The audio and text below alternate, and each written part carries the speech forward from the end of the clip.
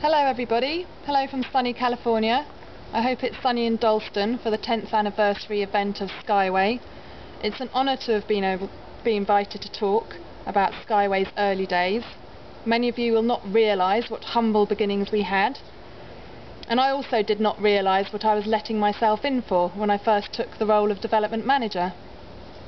So how did it all start? Well, some of you will remember that back in 2000 the Hackney Council went bust, which meant it cut all spending and a lot of services, and pretty much including the entire youth service. And around the same time there was also a big New Deal for Communities grant awarded to the Shoreditch neighbourhood, and the setting up of the Shoreditch Trust. So they were looking at what they could do to help bolster the youth services in the area. Enter Michael Hammond, who was employed by a Shoreditch Trust to deal with youth participation for the Trust. He set up public meetings in the Jeffrey the Jeffrey Community Centre on Falkirk Street, and to these meetings he invited everybody involved in youth service provision in the area. Alas, there were not many people involved in direct delivery of youth services in the area, but there were many people interested in helping to support and develop youth services in the area. So very quickly a management committee formed, and from the public meetings, and they set up a new organisation which they called South Kingsland Youth Partnership, which was also known as Sky Partnership, which is now known as SkyWay. So the first core group of the management committee of SkyWay was Michael Hammond, who was the company secretary, Frances Hawkins, who was the chair, and she came from Ascent 21, an employment project on the Haggerston estate, and then Canalside Housing Partnership was very involved, and Robin Hawkes was very involved, and he sent Bruno Bridge to become a trustee. And we also had Jim Armstrong, the indomitable Jim Armstrong of Laburnum Boat Club, and John Durban of that City and Hackney Alcohol Services, and Elsie Sharples from Pinnacle Housing, and the feisty local residents and activists Ivy Matkin and Rose. So there was quite a strong team who got together in the early days, who then decided to recruit a development manager.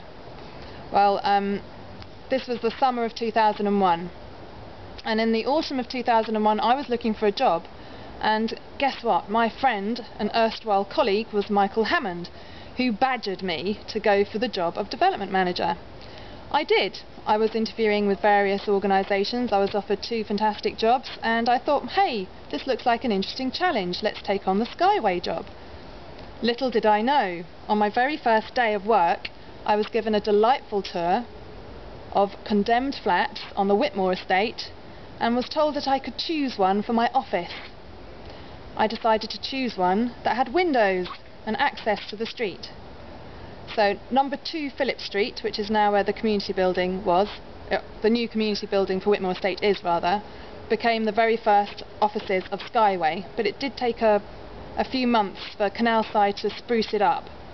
So initially we were working out of the Laburnum Boat Club and Canalside offices, and at the very start I really didn't have much at all. I didn't have an office, I didn't have a computer, I had to hot desk, but I was given, I was fortunate enough to inherit 2 part-time youth workers, Lewis Metzgeri and Ergel Hassan, who were working on part-time on the Haggerston estate and had been council employees. So myself and Lewis and Ergel started the youth programmes with SkyWay. So we moved into Phillip Street, I think, at around May-June 2002, so it was around 6 months after I'd started. And we received our first funds for the charity as well. The very first fund came from the Metropolitan Housing Trust and was actually to help us set up a youth information room at Phillip Street. And then the second fund came from the Shoreditch Trust, and they gave us funding to cover 2 full-time youth worker posts. Enter Angela Wilson and Ebony Skerritt, 2 fantastically competent and complementary youth workers who gave us the skills and both the experience, skills and organisational background to really start being able to expand, plan and deliver more youth provision across the estate. We were particularly focused around Haggerston and Whitmore and Shoreditch neighbourhoods. We worked with the Blue Hut and all sorts. There's all sorts of history there, which I won't go into at this point. So anyway, we were now in Phillip Street with our operational base with 2 full-time and 2 part-time youth workers, and I suppose one of the first tastes of success that we had was being selected by Save the Children UK to be a partner in their Activate programme, which meant that we had 2 trainee youth workers based with us to design and deliver their own youth projects. We were blessed with the wonderful energy of Claire Erskine, who chose to work with Apples and Pears and create a whole new football pitch, and Ola Fagitatimi, who worked with us around young mums. She was a young mum herself and she helped us develop a young mums programme. Now, during that first summer there was a knock at our door. It was a man called James Kerr, a local businessman and a local resident.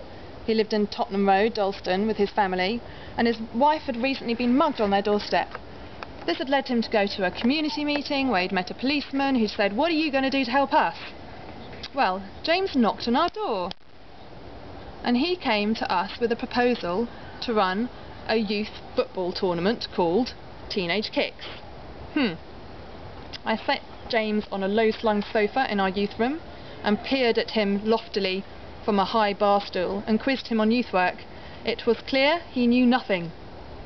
However, he was a branding expert and a marketing expert, and also offered us 3 months hard graft, courtesy of his friend Grant Lee. Enter Grant Lee, and the Teenage Kicks Odyssey begins. Our first tournament took place in October 2002. There were more than 30 teams registered to participate. We'd only anticipated around 10. We chose to run the tournament in the Britannia Leisure Centre around Halloween because this was a peak in youth crime, and we thought we might be able to provide positive diversionary activities, and it worked. So our first funds came from, in fact, the Hackney Crime Prevention Unit through Steve at the neighbourhood office, I think on the Wenlock estate, and Sonia Khan, the big boss. We then went on to get 3 full years funding of a full-time post for a youth sports participation manager. Enter Marlon Gale. Hello Marlon! So Teenage Kicks grew bigger and bigger every year. We had an amazing array of support from an amazing array of sources. I'd particularly like to give mention to a wonderful volunteer we had, Kathleen Skerritt, who volunteered to take charge of the food and the drink at the tournament. This meant corralling 300 or more sweaty, competitive, fired up, mostly adolescent males. Well, to see her get them into line for their food was a sight to behold. We all learnt a lot from Kathleen. We also honoured our principles of youth leadership. We trained, supported young people to be football coaches, team managers, event stewards, magazine producers, documentarists, health and safety officers, and much more besides. The Jack Petchey Foundation gave us money for all the youth leadership work, which Claire Erskine and Seb White led on.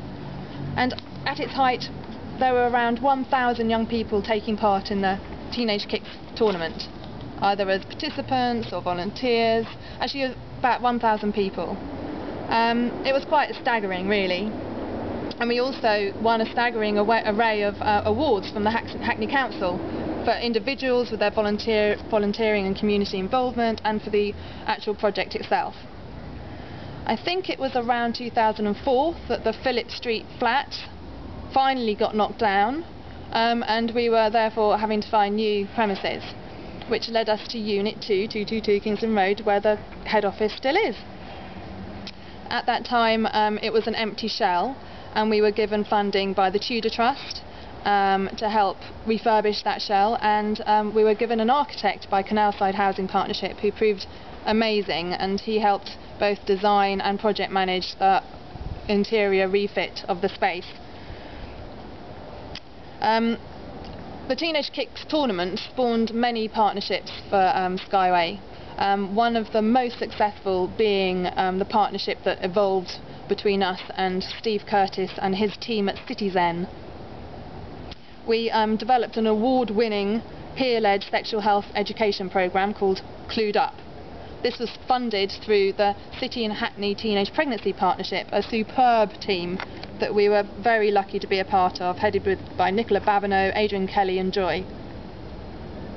We delivered peer education workshops in and out of school settings, and our peer educators ran a condom distribution point from our offices and provided peer mentoring support to young people. This also is the stage at which, the point at which Amaya Ung entered the stage for SkyWay, who became on to become an invaluable core team member and also led on the Clued Up project for SkyWay. SkyWay also, with the Clued Up, went on to become a winner of the NHS National Award Improving Health and Reducing Inequalities, which was awarded in 2008 to the Hackney Teenage Pregnancy Partnership, of which we were a part. The Young Mums programme that began in Phillip Street with Angela and Ola, and the Young Mums contributed enormously to the Clued Up programme and our volunteer programme.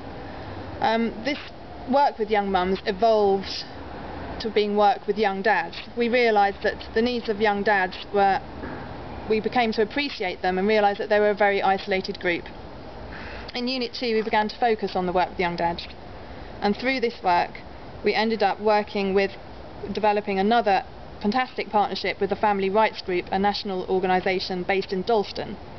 Their CEO, Cathy Ashton, brought us into a national partnership to improve services for dads across the country. This was called Fathers Matter and funded by the National Family and Parenting Institute.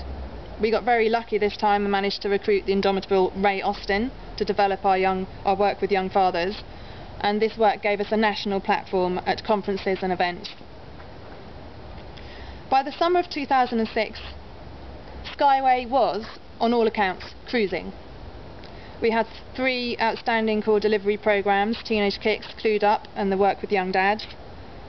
We were most definitely established and running well. We had new custom-built offices. We had also developed second-tier services. Throughout this time we were still running quarterly public meetings, and they had evolved to become what is now known as the Shoreditch Youth Network. We were recognised as key youth service providers in Hackney. We had a great reputation for our youth leadership work at both the local and a national level, and I was one of 2 voluntary sector reps on the Hackney Children and Young People's Partnership Board. We were influencing the future shape of youth services in Hackney. We were flying! So why, you may ask, did I choose to move on? Well, my decision was influenced by a variety of factors. I found SkyWay was in a very healthy funding position. I was keen not to let it suffer from founder syndrome. I had got this baby off the ground, and I really felt that it was probably time for somebody else to come in and see it into the next stage of development. It was a very hard decision to make, but as soon as I met Gail, I knew it was the right decision to make. The organisation has gone from strength to strength under her stewardship. I am very sorry not to be able to attend your 10th anniversary event in person. I'm now living in San Francisco with my husband and 15-month-old son called Thelonious. So much praise is due to all of the amazing staff, trustees, funders and volunteers who helped get SkyWay off the ground. I would particularly like to mention Robert Gillespie of UBS, who funded my post or part of it for nearly 4 years, Angus Malcolm, who counselled and supported me and helped write many a fundraising application, and Ebony Skerritt, the most committed and hard-working colleague you could ever hope for. I wish I could say more about all of you and the amazing things that you did, but you know who you are, and no one would be here today without you.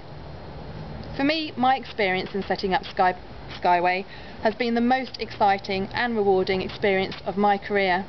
Until I had my own baby, it was the nearest thing to giving birth. It was my baby, and now look at it, all grown up. Fantastic. Congratulations, one and all. Have a great celebration. Thank you.